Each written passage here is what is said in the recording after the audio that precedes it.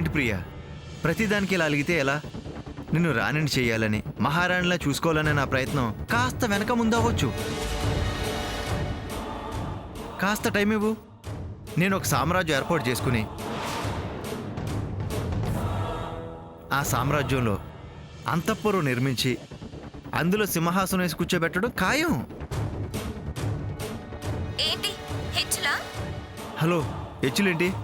నేను చెప్పేది పచ్చి నిజాలు. ఓకే, నీకు నమ్మకం కలగాలన్నా, నా కళ నెరవేరాలన్నా కాస్త వెయిట్ చేయక తప్పదు బంగారం.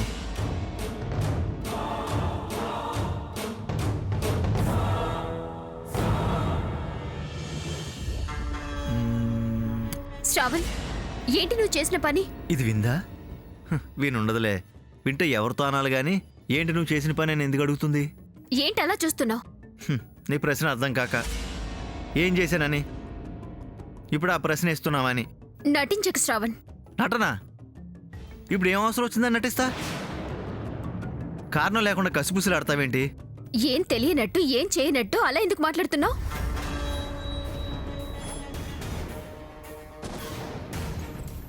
చెప్పేదేదో సూటుగా చెప్పు, అంతేగాని విషయం తెలియకుండా ప్రశ్నలు ఇస్తే నేనేం సమాధానం చెప్పను? అలాగా, అయితే సూటిగా సమాధానం చెప్పు. నేను వద్దన్నా, అసలు ఆ వ్యాపారమే వద్దన్నా. అయినా నువ్వు అదే పని చేసావు కదా. నేనేమీ వ్యాపారం స్టార్ట్ చేయలేదే. వ్యాపారం చేయలేదు కానీ దొంగతనం మాత్రం చేశావు. వాట్? దొంగతనమా? వద్దు, అబద్ధాలు ఆడుకో. నువ్వు నాగమణి హారం దొంగిలించావు, నాకు తెలుసు. అబద్ధం, నేనేం దొంగతనం చేయలేదు. ఎవరు నీతో అలా చెప్పుంటారు? ఎవరో చెప్తే నమ్మి పిచ్చిదాన్ని కాదు నేను. మా వదినే చెప్పింది. నేను దొంగతనం చేశానా? నాగమణి హారం పోయిందని. అయితే మంచి ప్లానే వేసింది. ప్లాన్ వేయడమేంటి? నేను నీతో మాట్లాడేటప్పుడు వింటుంది అన్నాగా. విన్నది విని తనే ఆ హారం లేపేసి నీకు నా మీద అనుమానం వచ్చేలా పోయిందని చెప్పింది. మా వదినకి దొంగతనం చేయాల్సిన కర్మేం పట్టలేదు. తను నీ మీద నింద వేసేంత నీచ పని చేయదు. అంటే నేను నీచమైన వాడినానా? నీచమైన పనులు చేసేవాడినానా? చూడు దీప్తి, మాయ మాటలు విని దాన్ని అవకాశంగా తీసుకుని నన్ను బుక్ చేయాలని చూస్తుంది ఆవిడ. నేను మారటం, నిన్ను మంచిగా చూసుకోవడం ఆవిడకి నచ్చట్లేదు. ఎలాగలాగా నా మీద చెడు అభిప్రాయం కలిగించి నీకు నాకు మధ్య దూరం పెంచి సందులో సందు హారం సొమ్ము చేసుకునేలాగా ఎత్తివేసినట్టుంది. నువ్వు ఆవిడ మాటలు నమ్మి నన్ను తప్పుగా అర్థం చేసుకున్నావు. నేను ఏ నాగమణి హారం తీయలేదు. నన్ను నమ్ము. ఎవరెలాంటి వాళ్ళు తెలియని అమాయకురాలనేం కాదు. దొంగ మార్పు నటించి దొంగ వేషాలు వేస్తుంది నువ్వు. మా వదిన మనల్ని కాపాడాలని, మన సంసారం బాగుండాలని తాపత్రయపడే మనిషి. విడదీయాలన్న ఆలోచన కలలో కూడా చేయదు. దేవత లాంటి మనిషిని బాధ పెట్టొద్దు. తను సొమ్ము చేసుకోవాలని చూసే మనిషి కాదు. సొమ్ము మీద యావ, ఆశ, దురాశ అన్నీ నీకే.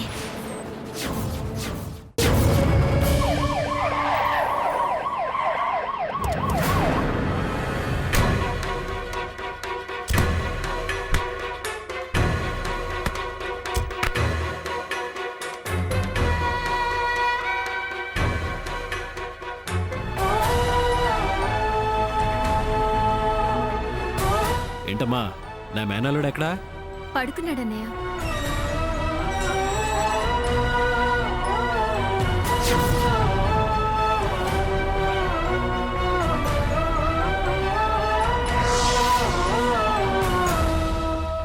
పోలీసులు మన ఇంటికి వస్తున్నారేంటి? ఏంటండి ఇలా వచ్చారు? సార్, ఈ సేటు ఒక పురాతనమైన హారాన్ని ఒక చోట ఒక ముఠా కమ్ముతూ మా చేతికి చిక్కాడు.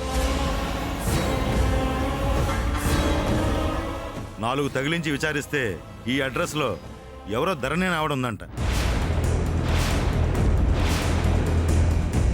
ఆవిడ గారు ఇతనికి ఈ హారాన్ని 25 లక్షలకు అమ్మిందంట.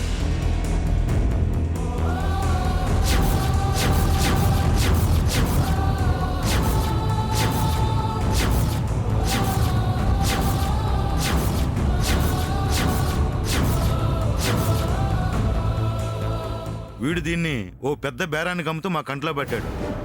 ఎవరండి ఆ ధరణి? ధరణి నేనే. ఆ హారం మాదే. కానీ నేను 25 లక్షలకి ఇతనికి అమ్మడం అన్నది అబద్ధం. అబద్ధమైతే ఈ హారం ఇతని చేతికి ఎలా వచ్చింది?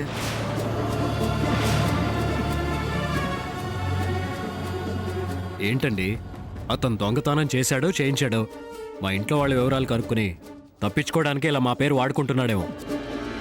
రేయ్, నిజం చెప్పరా, లేకపోతే మళ్ళీ జీవితంలో లెగిసి తిరగకుండా చేస్తా. లేదు సార్, 25 లక్షలకు వీళ్ళే నాకు అమ్మారు. నేనా? అబద్ధాలు ఆడకండి. ఏంటి ధరణి అలా మాట్లాడుతున్నాడు? అసలు హారం బయటికి వెళ్ళింది? మెరుక్కిస్తా అన్నావు కదా, ఇచ్చావా? లేదండి. నాకు అమ్మింది సార్. మరి ఇది మా పూర్వీకులది, అర్జెంటుగా అవసరం వచ్చింది, దయచేసి బయటికి పాకనివ్వకండి అని అమ్మారు సార్. ఏంటి ధరణి ఇదంతా? నిజంగా నాకేం తెలియదండి. అతను ఎందుకు నా పేరు చెప్తున్నాడో అసలు అర్థం కావడం లేదు. అయితే గారు, ఈ హారం అయితే మీదే కదా? అవునండి, ఇది మా వంశపారంపర్యంగా వచ్చిన ఆభరణం, నాగమణి హారం. అయితే గారు, వీడి సంగతి స్టేషన్ తీసుకెళ్ళి కేసు పెట్టి బొక్కలో వేస్తే కానీ నిజం చెప్పడం. మీరు మాత్రం మేము పిలిచినప్పుడు స్టేషన్కి కోర్టుకు రావాల్సి ఉంటుంది. అలాగే. ఓకే, పదండా.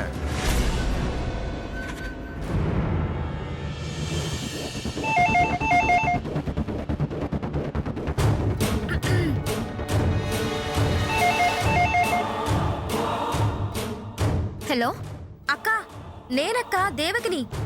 చాలా చాలా థ్యాంక్స్ అక్క. అక్క చాలా సంతోషంగా ఉందక్క.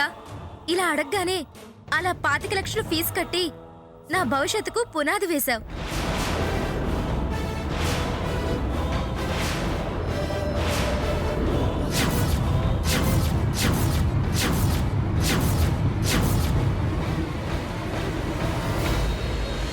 ఎన్ని జన్మలెత్తినా నీ రుణం తీర్చుకోలేనక్క. నువ్వంత డబ్బు కట్టకపోయింటే నా ఫ్యూచర్ మొత్తం స్పాయిల్ అయిపోయేది.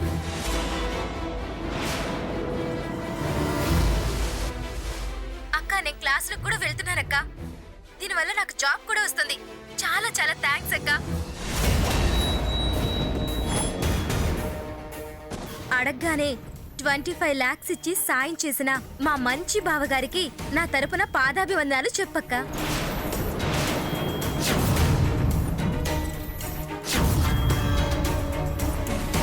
బావా మన కుటుంబాన్ని ఆదుకోవడానికి పుట్టిన దేవుడిలా ఉన్నాడు.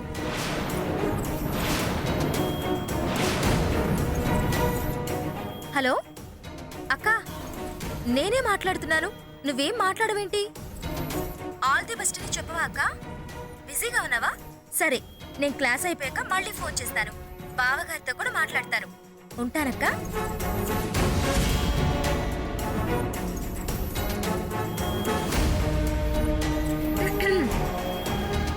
దీని అర్థమైంది ధరణి? నాకేం అర్థం కావడం లేదండి. అంత క్లియర్గా తమరు చెల్లెలు చెప్తుంటే ఇంకా అర్థం కావట్లేదంటావేంటి ధరణి? బావా, అర్థమయ్యేటట్టు నేను వివరించనా?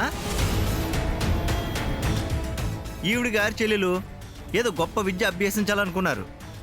దానికి గాను ఫీజుకి 25 లక్షలు అవసరమైంది.